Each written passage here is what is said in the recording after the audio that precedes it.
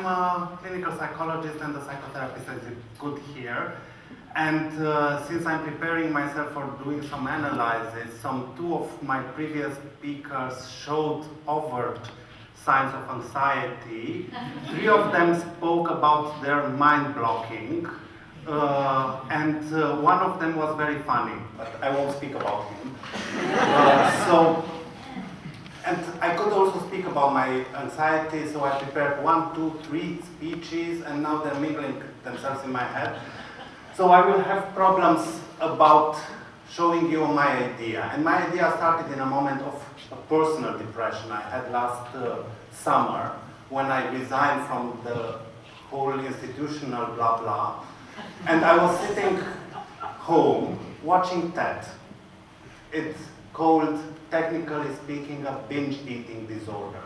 But I binged on TEDxTalks. And there were a lot of information coming to myself, and at one moment I said, why couldn't we apply this kind of ideas also to improving mental health? And I'm not speaking about the mental health of one person, of you, Katalin, for example. I'm speaking about improving mental health of people. Because I will show you, I will suggest you some data that we are not even far more well than 100 years ago. Although there are a lot of psychotropic drugs, there are about 400 different types of psychotherapies. There are a lot of things which are happening for us getting better. And we won't, or we don't, I don't know. So this is why I imagine, and this is only as an idea, so it's world premiere presenting an idea which is quite a simple idea, as simple as the Bassam, and it's related to your quantum social change idea. And I want to present it, and I want to start working on it step by step, and maybe you could help me because it's also about involvement. Okay, let's imagine Aristotle at TED. So he's presenting something in physics, formal and final causes of matter. He was a specialist in that. 2000 and something years ago. If he would come at TED speaking to some physicists around here, I don't think he would present very new ideas. Because I have the impression that physics evolved a lot since Aristotle. So at least he won't be in the technological part, but more in the entertainment part. Let's see what Grandpa has to say. Let's go a little bit further. This ugly guy who was stinky, he didn't wash himself very often.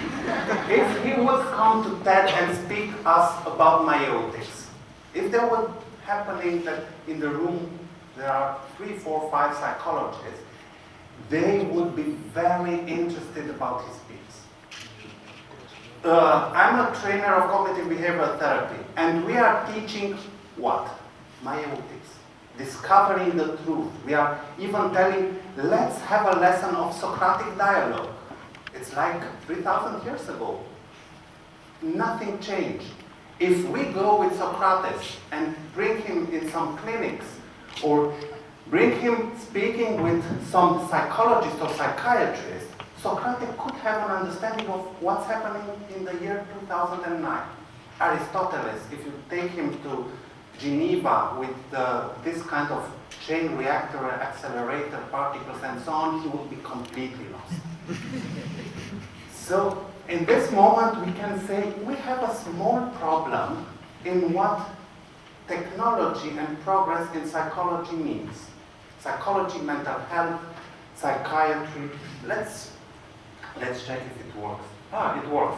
So the evolution in technology and science goes like this. 300-400 years ago, if we would have to communicate at wide distances, we would have to communicate by smoke signals. Is it like this? Now, we have a mouse and a computer. So, 600 years ago, when we were to be announced that the Turks are coming to invade Romania, this would be the method. Now, if the Turks are coming, if they want to come to Romania, it's another story, we would know it by mail the moment they leave Istanbul.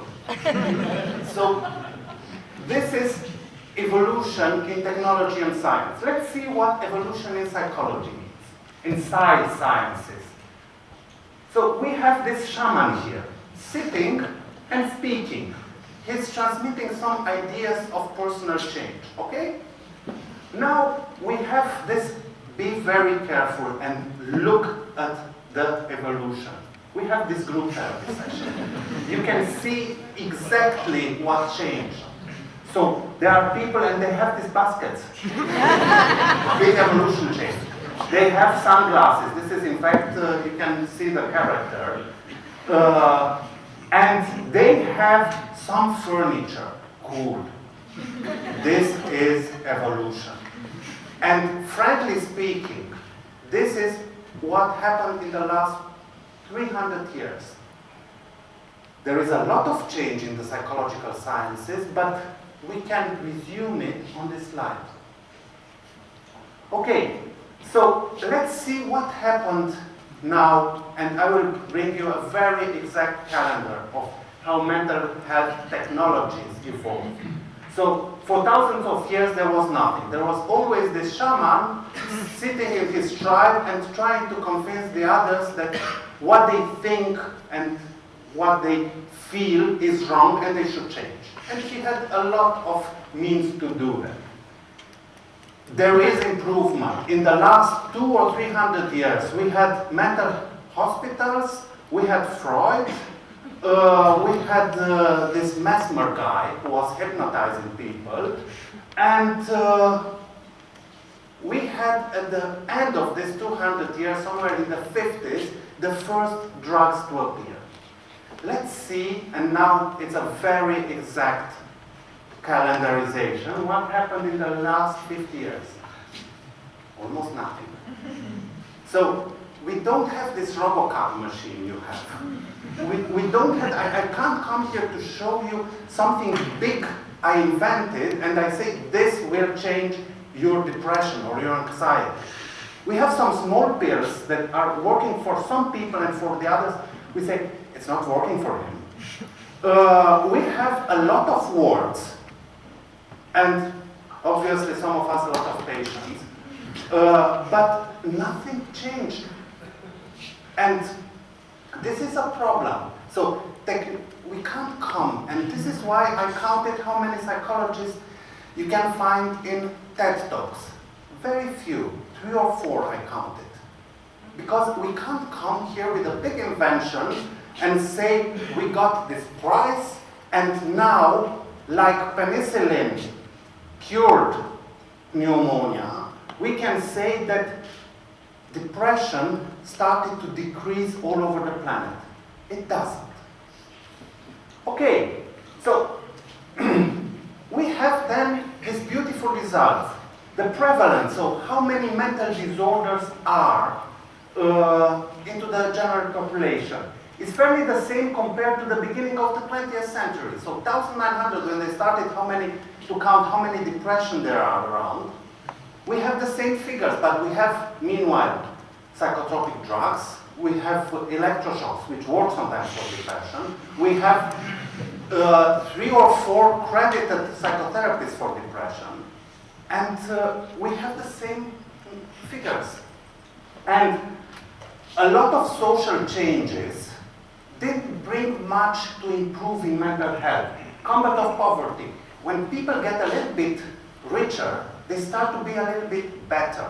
But at one point, when they reach a level of wellness, their mental health doesn't improve. Increased societal safety. You can think that if you won't be attacked by your colleague from the tribe of Cro-Magnon, you will be better. You are not, in fact. Psychotropic drugs or new psychotherapies at the societal level, not at the individual level. They can help individuals. But if we look at big figures, they don't work. So, is there a real progress?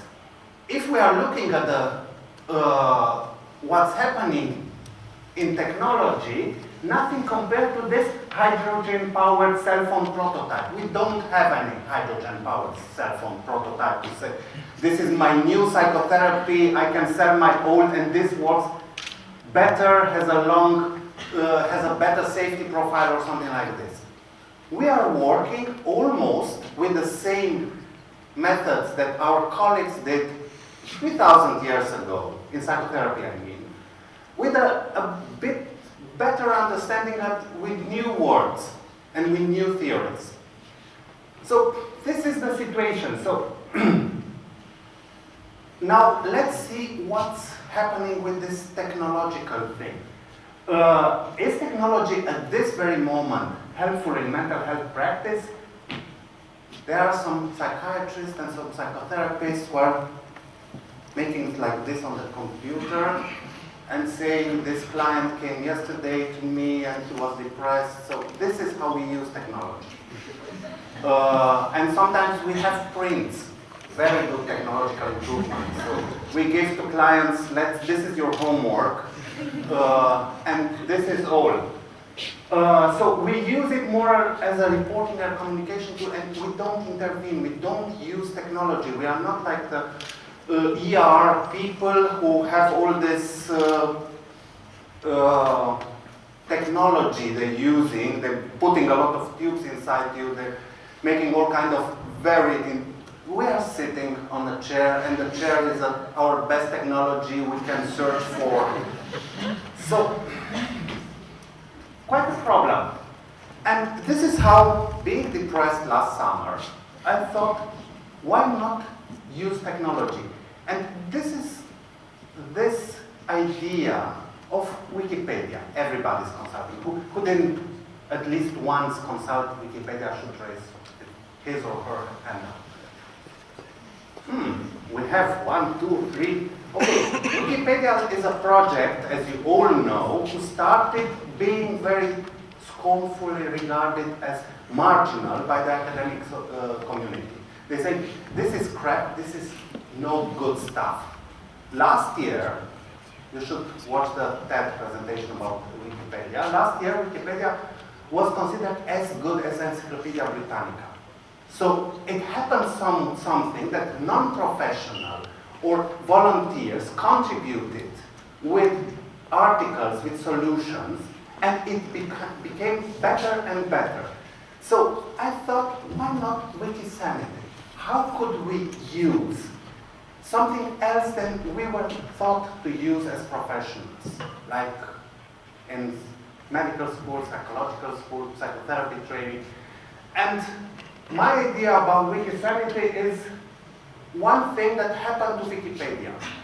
The solution who can be discussed or presented or tried have to be liberalized. So if one guy says, God help me, if one guy comes and says, I have this beautiful fruit drink I drink every day and it helps controlling my depression, he should be considered. Maybe he's right or he's not, I don't know. From a professional point of view, I will say no, only cognitive behavioral therapy works. But sometimes for these people, something else works. So why not liberalizing the solution? Why not use networking technologies and, which is very important, to let a self-regulatory mechanism develop. Because what happened, and is wonderful in Wikipedia, that articles became better and better because there was an internal mechanism of people reading articles and saying, this is crap. We have somehow to control it. And it became better and better. So if we could access such a platform where also professional and also non-professional would say, this works, this doesn't. At one moment, for Wikipedia it took about 10 years. At one moment, good, ready to access and easy to access solutions could be found out. And not only solutions like readable materials, but also maybe tapes, also maybe a lot of links and local as well as general solution. Because sometimes, and this is what we know mental health profession is that local solution work better than general solution in helping people of becoming better. And I'm speaking about a whole range of mental disorders. The WHO warns us that 30% of us have or will have a mental disorder. So there are many of us. If we are here 150, 50 of you could become my clients. Right? So think about it. And in this Wikipedia, in this Wikisanity project, we could include a lot of solutions which are non-professional or are externally professional, even if we consider them as mental health professionals as wrong at the beginning. But maybe they work. We don't know for sure.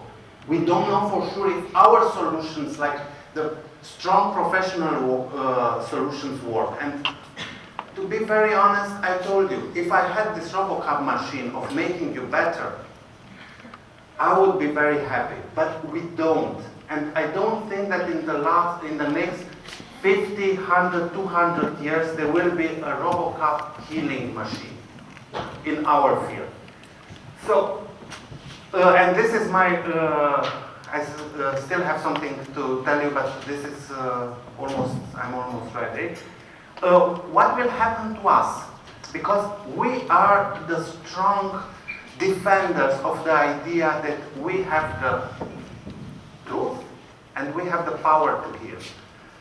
I'm telling you, even if I would work each day for 6 hours with clients, 5 or 6 days per week, I couldn't be able to help more than 300, 400 people per year. We are not very many.